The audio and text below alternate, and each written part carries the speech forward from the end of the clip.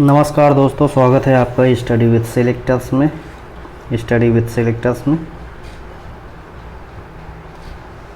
और आज हम देखेंगे,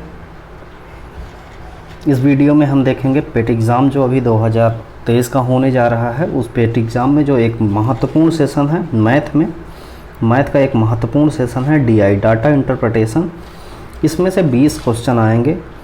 100 में 20 क्वेश्चन, 20% जो वेटेज है वो सिर्फ DI का है।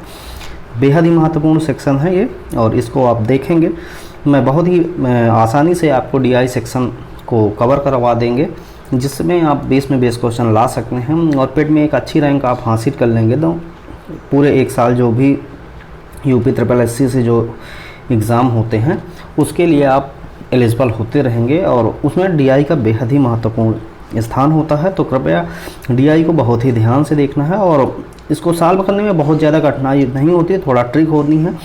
थोड़ा उस ट्रिक को देखेंगे, सॉल्व करने की जो ट्रिक है, हम जल्दी से जल्दी कितना जल्दी आप आंसर निकाल पाते हैं, ये बेहद ही महत्वपूर्ण है। तो DI क्वेश्चन देखते हैं। तो DI देखने के पहले सबसे पहले हम आपको ये बता दें कि DI का क्वेश्चन बहुत ही ध्यान से आपको पढ़ना है। क्या कह रहा है, बार बार क्वेश्चन को पढ़ना ना पड़े, बार बार क्वेश्चन को ये ना देखना पड़े कि आखिर है क्या क्वेश्चन। एक बार में ही क्वेश्चन को पूरी तरह समझ लेते हैं और फिर उसके बाद हम सॉल्व करने की रास्ते पे आते हैं। तो देखते हैं पहले क्या कह रहा है। जो पहला है DI है, इसमें कह रहा है कर्मचारियों की कुल संख्या जो है, कर्मचारियों की कुल संख्या 800 है। और इसमें कह रहा है अलग अलग विभाग हैं, 5 विभाग हैं, मानव संसाधन, IT, बिक्री, लेखा और उत्पादन। ये 5 विभाग में इन 800 कर्मचारी काम करते हैं और हर विभाग का वेटेज दिया है। तो आप जानते हैं कि जो ये सर्किल है, जो सर्किल होता है, इसका ये जो कोण होता है ये होता है 360 डिग्री का। और यहाँ पर दिया है परसेंटेज में, तो कोई भी चीज़ 100% में पूर्ण हो जाती है। तो 100% का जो मान है वो आपका दिया है 800 एम्प्लॉई। तो यहाँ पर जब देखते हैं 1% का मान क्या होगा, 8 एम्प्लॉई होगा।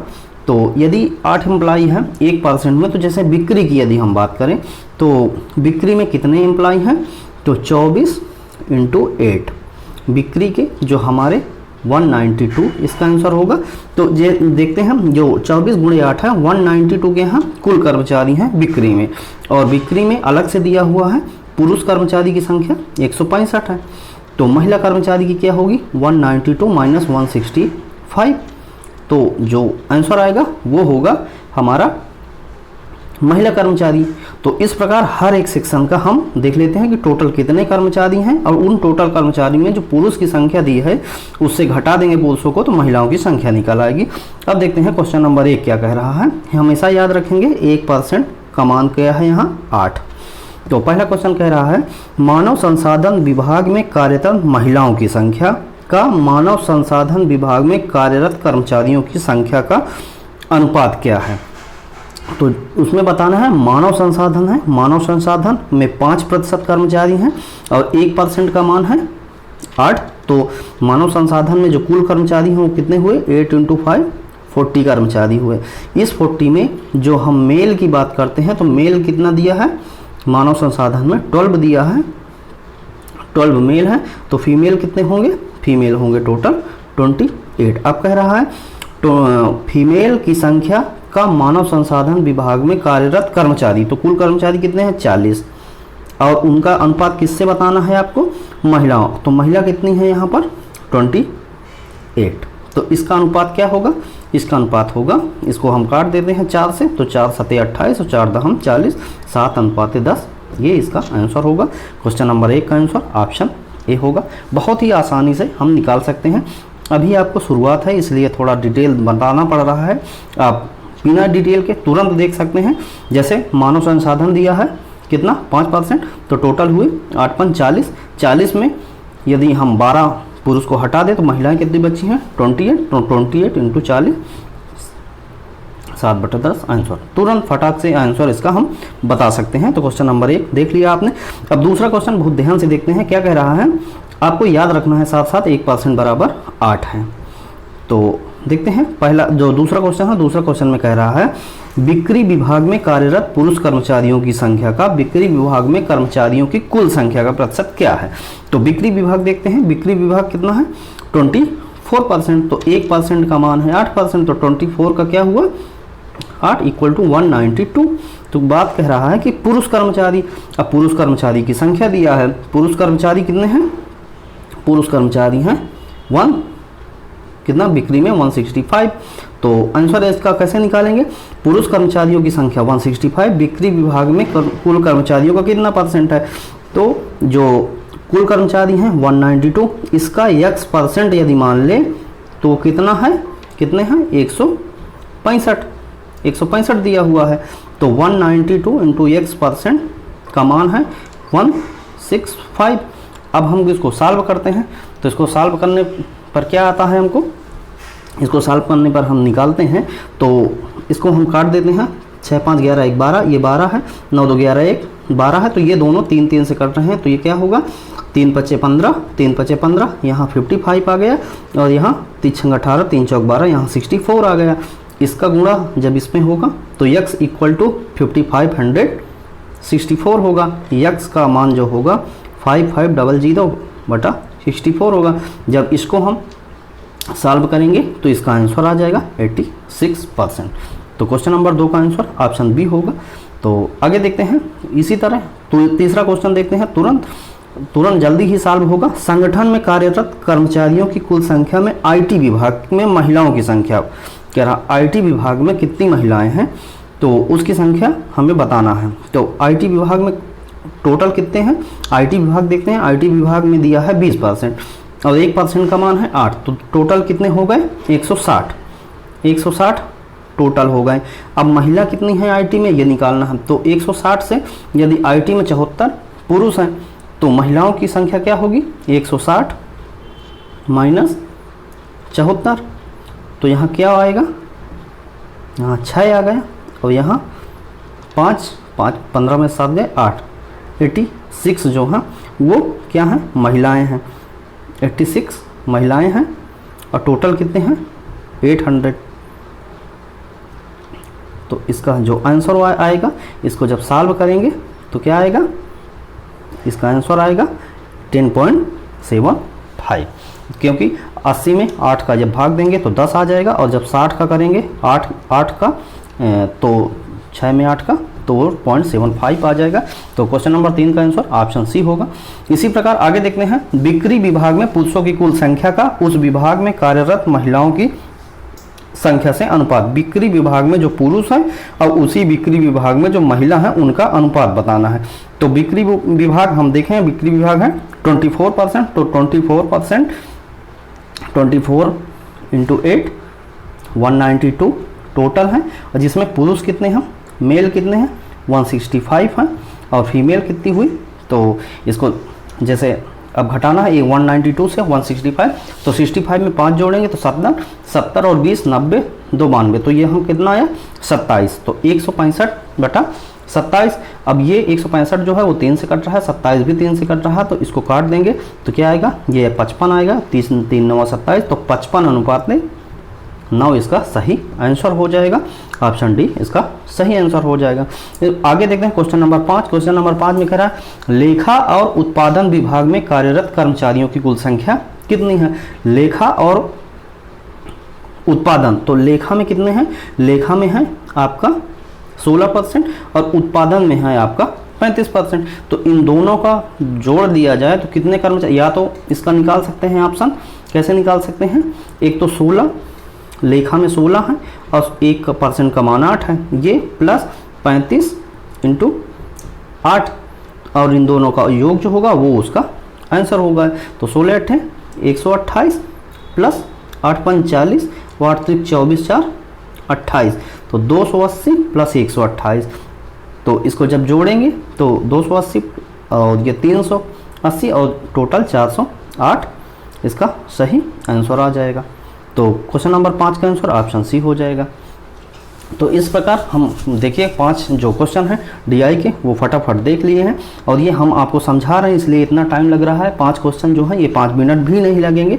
और आगे देखते हैं अगला डीआई देखने से पहले आप सभी से अपील कि हमारा चैनल जो स्टडी विद सिलेक्टर्स है इसको लाइक कर लें, शेयर करें, सब्सक्राइब करें, और बेल आइकन जरूर दबा लें, अपने दोस्तों तक जरूर शेयर करें। बेहद ही महत्वपूर्ण सेशन है, पेट एग्जाम के लिए बेहद ही महत्वपूर्ण है, तो आप इसको बहुत ध्यान से देखें। हम इस तरह डीआई के क्वेश्चन, बहुत सारे क्वेश्चन लेके आएंगे जो आपको डीआई में एकदम आसान कर देंगे और आप एग्ज़ाम में 20 में 20 क्वेश्चन सही कर पाएंगे।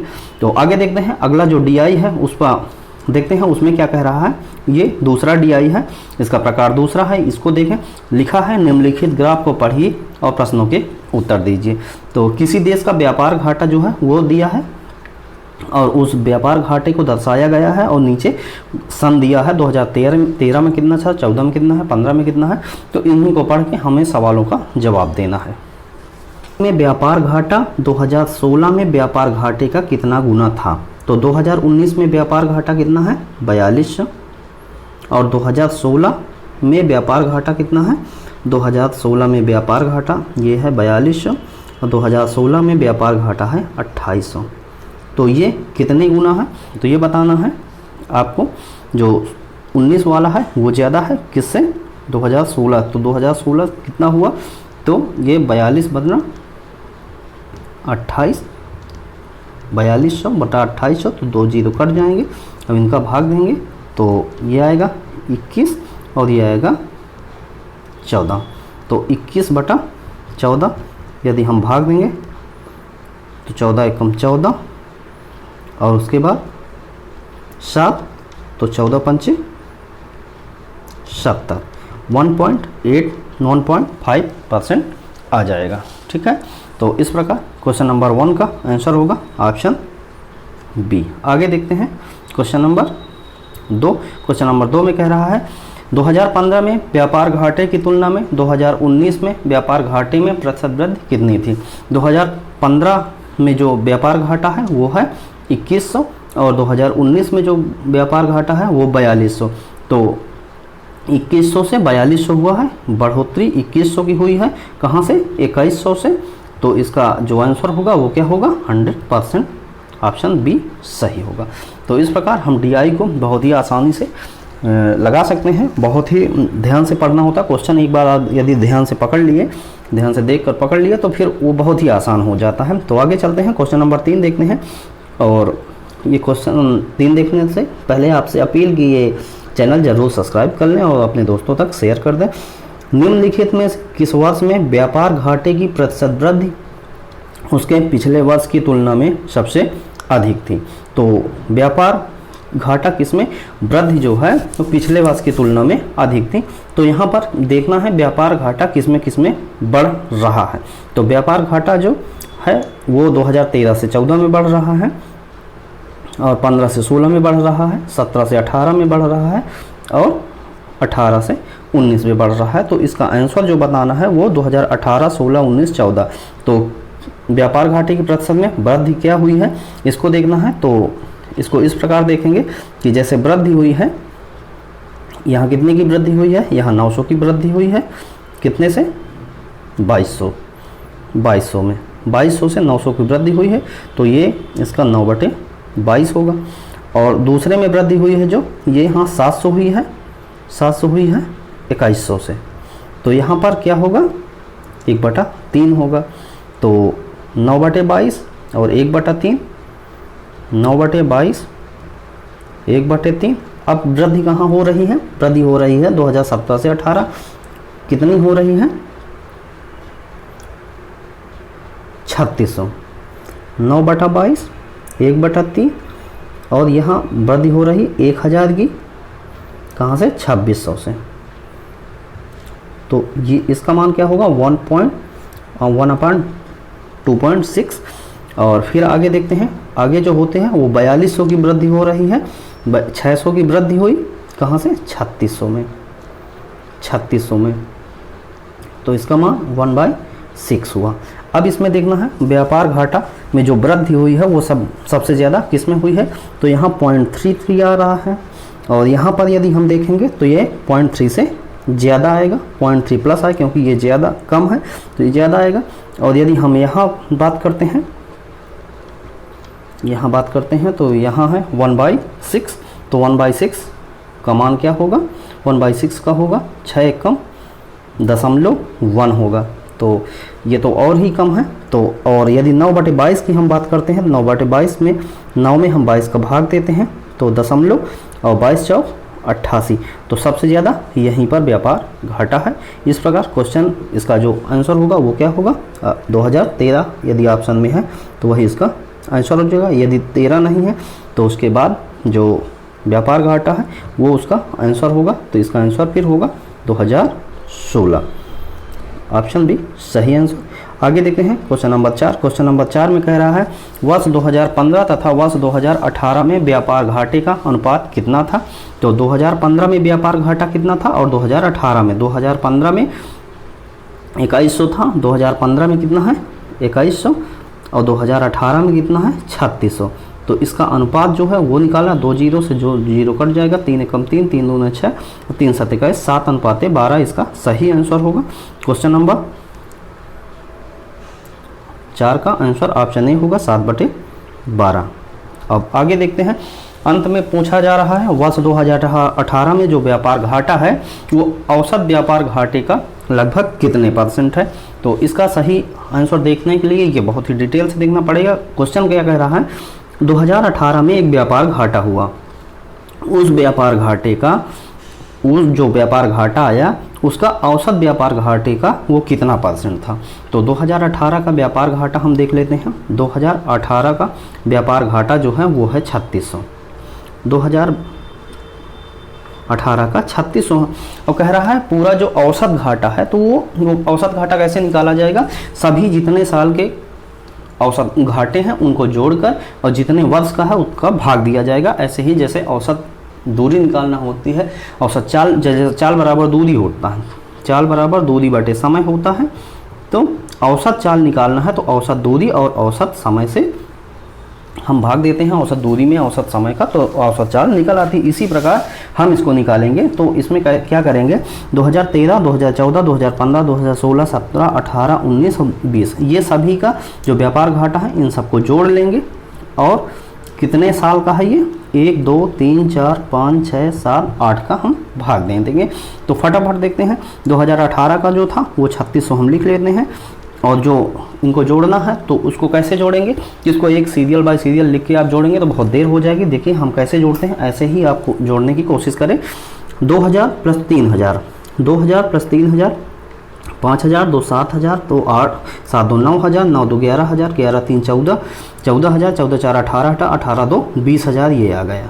ठीक है, 20000 आने के बाद अब हम जो लास्ट के हैं जैसे 600, 2 800, 8 6 1400, 14 6 20, 20 8 28, 28 1 29, 31 और 30 2 3200, तो 32 यहाँ जोड़ देंगे तो क्या हुआ 20000, ये हुआ 23200, 23200 और 3600। 23200 में कितने का 1 2 3 4 5 6 7 8 का भाग देंगे, तो 8 दूनी 16 और 16 16 16 4 20 और 8 9 72, तो कितना आ गया 2900 आ गया। तो 3600 और 2900 व्यापार घाटा, औसत व्यापार घाटा 2900 और जो 18 का है वो है 3600, तो 1800 और 3600 वो हमारे पास जो आया वो कितना आया 2900 और 3600 हमारे पास आंसर आ चुका है। तो अब क्वेश्चन एक बार फिर देखते हैं, 18 का व्यापार घाटा औसत व्यापार घाटे का कितने % था, तो 18 का 3600 था और औसत व्यापार जो घाटा है वो कितना है 2900, तो 2900 का x% है वो उसका मान क्या दिया है 3600। तो अब x का मान निकालेंगे, तो जब हम इसमें भाग देंगे 3600